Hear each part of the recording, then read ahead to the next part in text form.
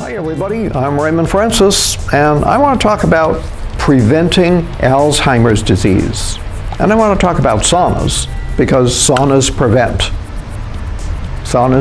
Alzheimer's disease. Now, if you want to maintain good health, regular saunas have become a necessity.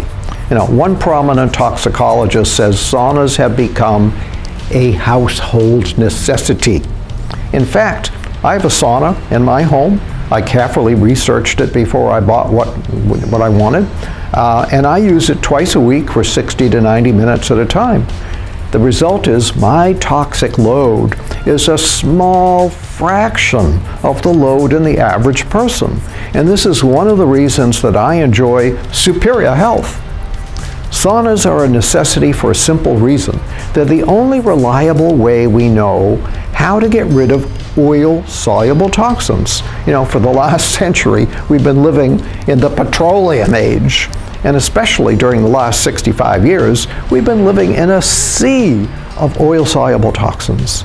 The average person is bioaccumulating hundreds of them. The body was never designed to get rid of them, doesn't know what to do with them, so it stores them.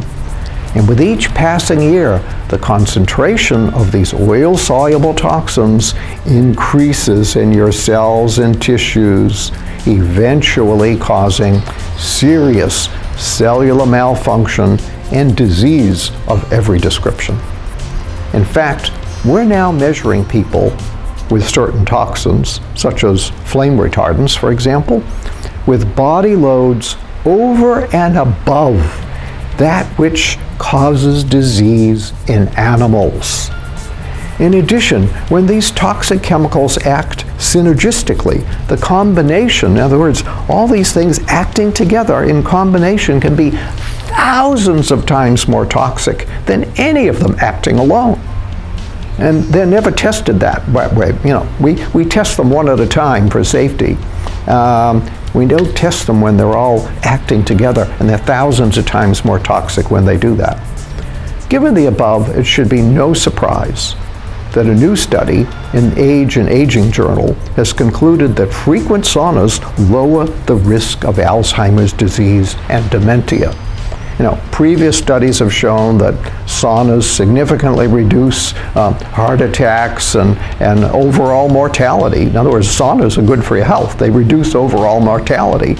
Now this latest study shows that the risk of Alzheimer's disease is 65% lower among those taking a sauna just once a week.